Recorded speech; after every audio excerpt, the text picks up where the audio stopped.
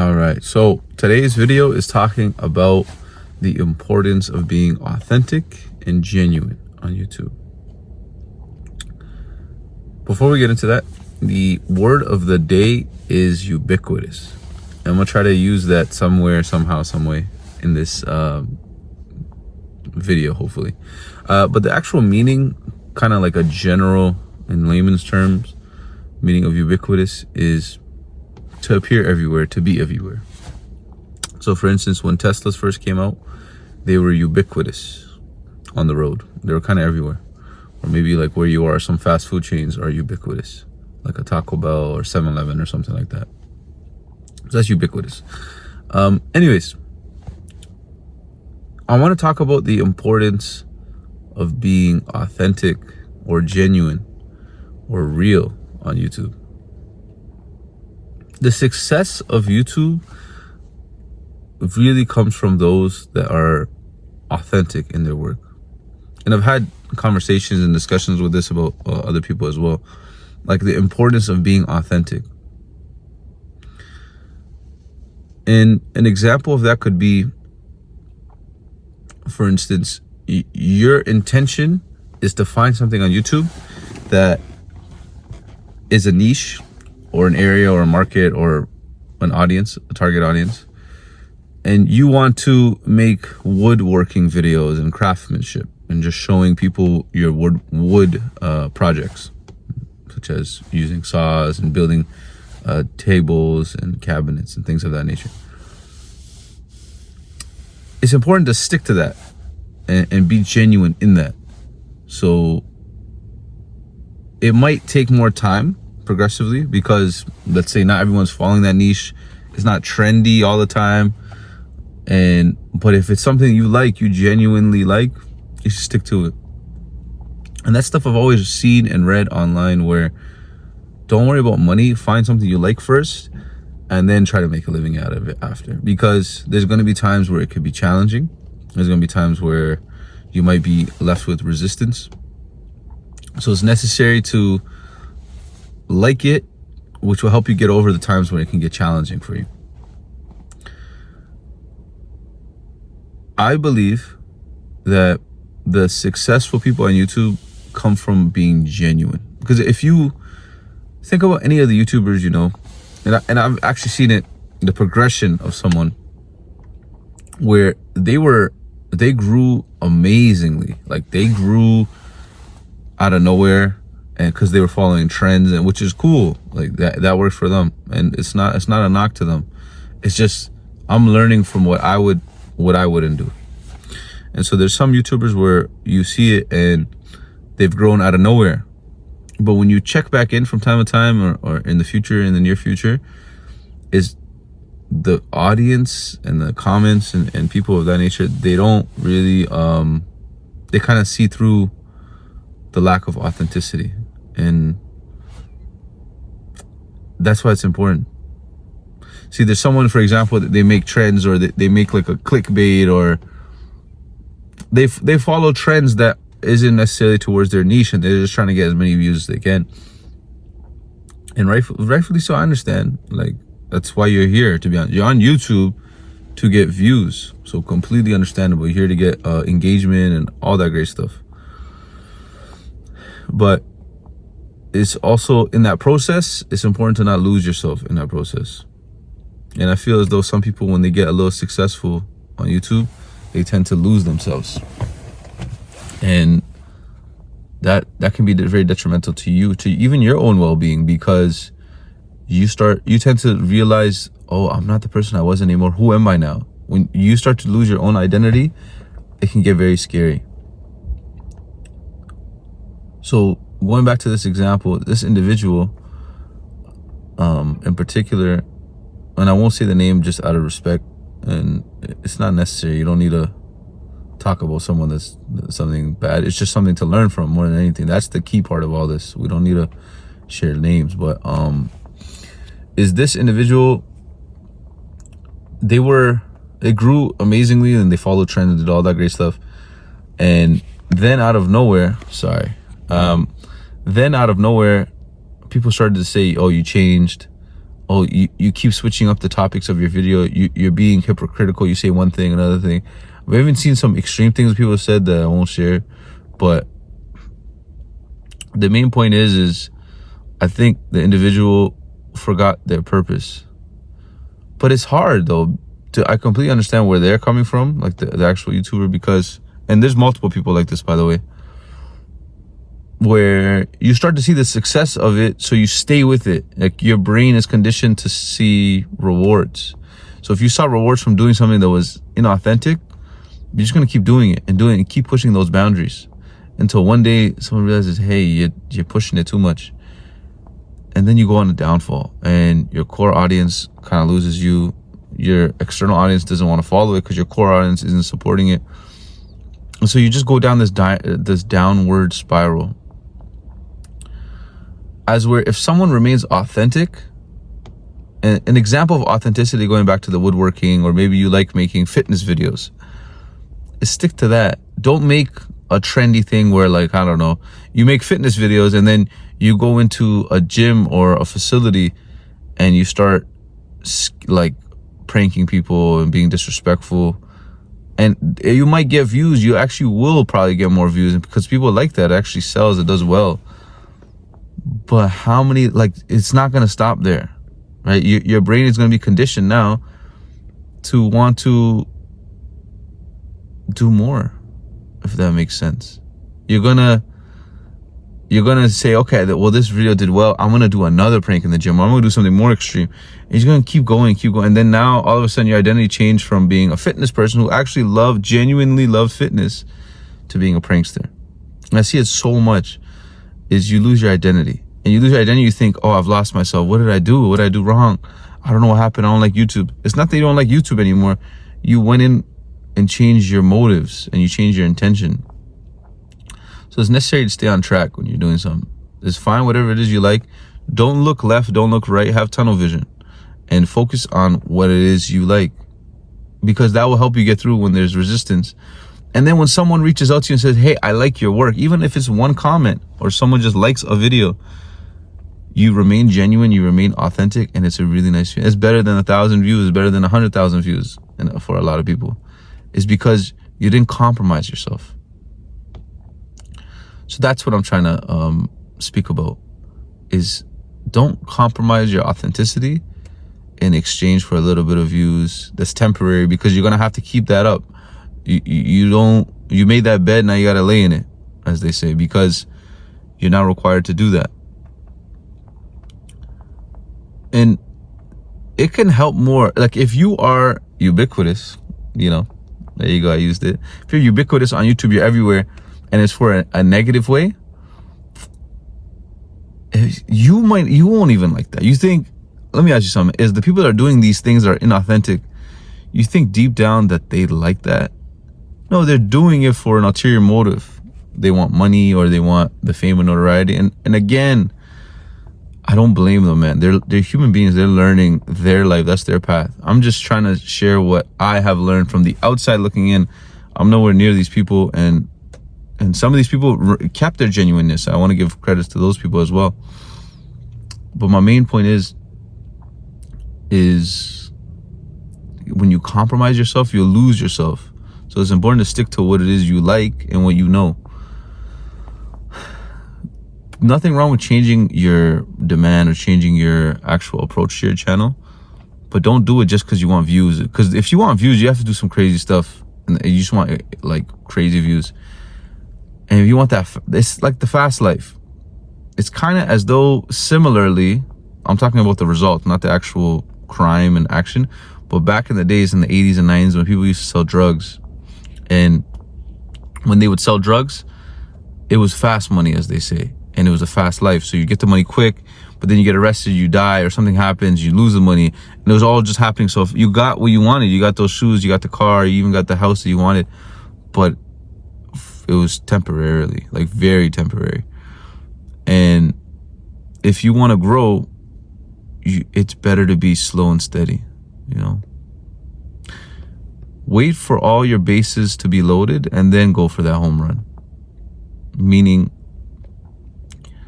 build your core audience. If there's just one person watching your video, that's sufficient. Because you can turn that 1 into 10, 10 into 100, 100 into 1,000, 1,000 to 100,000, etc. It's very helpful. And so think about it. It can also be beneficial for your growth slowly to develop in a lot of situations. Let's use YouTube. Let's say overnight you become a success, right? On YouTube. And if you become a success overnight on YouTube, it's nice, it's amazing. But you might not be prepared for that. Like you might get so many comments, and they're like, oh, on your new videos, and you get popular and all that, and they go, oh, you're not your audio is lagging, or you're not talking about the right things, or you just have certain problems because you haven't developed progressively. You just became an overnight success. You're gonna lose people's attention, and people are not gonna be interested in you anymore at that point. And so what I mean by that is now people are gonna start not watching your videos, even though they're subscribed. They found your original video interesting, they were hooked, but you didn't execute. And so now people are gonna unsubscribe, and it's gonna hurt you. And then even now, if you make a good video in the future after that, is people go, oh no, that's the person that didn't make good videos, or they were inauthentic, so it doesn't help you. Now let's look at another scenario. If you're slowly progressing and you can see that there's different things going on in your videos, what's working, what's not working, and you can kind of adjust. You read the comments and someone's giving you feedback, and you go, oh, okay, maybe I should use a different angle, or maybe I should use an editing technique. You just add you get 1% better in every video.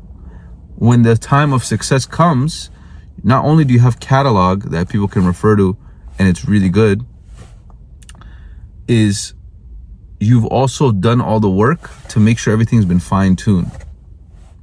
And so your core audience is there. Additional people from your audience is good. And then what I mean your core audience is there is they know you're authentic. They've seen the progression. They wanted you to be successful. And then people from outside, they're going to look and go, oh wow, like so there's something about this individual. They're doing something right. And it will help you because you were authentic, you build progressively, and you took feedback, and you actually got better. And you made those self-improvements for yourself and the channel and for the community. And that's why it's important to be authentic. Is you can't just become this person that's out of nowhere. Oh, I'm gonna start doing this prank or this niche, which is fine. Again, there's no knock to them. I don't blame them, really. I'm just trying to learn from them, and I've just seen what works and what doesn't work. And I've been on YouTube for a very while, like just watching as a viewer. And the audience is not dumb. That's one thing I've learned too, is if you're trying to, let's say, one-up them and finesse, whatever it may be. There's some people that have done crypto scams, as we know, right? Whatever it is you're trying to do, you're trying to do a rug pull. The audience is not dumb. Yes, some people make mistakes, don't get me wrong. I don't mean that. We're humans. We're going to make mistakes as audience. What I mean is eventually people catch on. There's something that comes to light, and for no reason, not only did you ruin the reputation of the channel, but you ruined the reputation of yourself for that little notoriety. So you're trying to one-up them. They're going to eventually catch on anyways, if that's what your intention is. You shouldn't even want to harm or finesse people anyways. But for anyone that just doesn't have those morals, or is doesn't care, it's not the right move, man. People like genuineness, and it shows. And I think YouTube is the place for that. With nowadays, with AI, for instance, AI is everywhere. With AI being everywhere, and a lot of people see videos that are like scripted or fake, which is nice too. There's commercials, whatever it may be. There's good videos out there too. What I'm saying, there's a lot of AI. There's a lot of inauthentic stuff that can be led from AI. I just watched a video about, the whole time I thought it was literally LeBron James, about a recent situation, and it turns out it wasn't. It was an AI video, but it looked like LeBron James. The mouth was moving, but it was an AI video. And little things like that, it annoys viewers because it's not authentic, it's not real. It's just, yes, people might watch it, might get a lot of engagement, but how many times are people coming back to watch that video? Or how many times people look at that video and go, oh, I'm inspired, I learned something, thank you. Or how many times do people go to that channel after that? It's not, it won't be the longevity of that won't work out eventually. And there might be people with millions of subscribers right now that are doing it, and more success to them. I just hope that they change, because eventually people don't like that and they tend to bring you down, and you're not gonna like that process.